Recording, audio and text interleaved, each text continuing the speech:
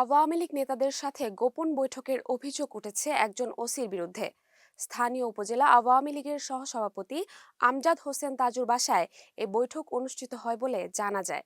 তবে বৈঠক নয়, এই ঘটনাকে দাওয়াতের অনুষ্ঠান ছিল বলে স্বীকার করেছেন অভিযুক্ত ওসি আমজাদ হোসেন তাজুর পরিবার ও এক পুলিশ কর্মকর্তা। ঘটনাটি ঘটেছে লালমনিরহাট হাতীবান্ধায়। বৃহস্পতিবার মধ্যরাতে ওই উপজেলায় শিনুন্দা এলাকায় উপজেলা আওয়ামী লীগের সহসভাপতি আমজাদ হোসেন তাজুর বাসায় এই বৈঠক অনুষ্ঠিত হয়। জানা গেছে, লালমনিরহাট ১ আসনে ২৪ সালের জাতীয় সংসদ নির্বাচনে আওয়ামী লীগের দাবি প্রার্থী ছিলেন আমজাদ হোসেন তাজু।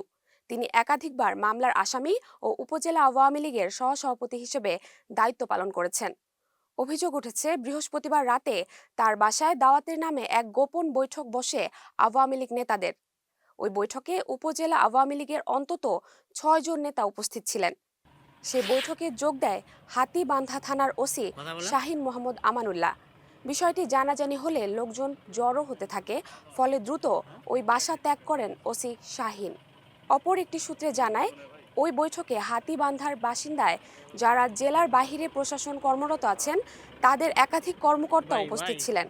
ঘটনার সত্যতা জানাতে অভিযুক্ত শাহিনের সাথে কথা বলতে চাইলে তিনি রাজি হননি।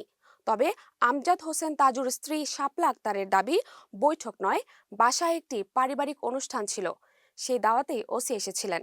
এদিকে লালমনিরহাট সহকারী পুলিশ সুপার জয়ন্ত কুমান সেন জানান, ওই বাসায় দাওয়াত খেতে গিয়েছিলেন পুলিশের একজন উচ্চ পর্যায়ের কর্মকর্তা।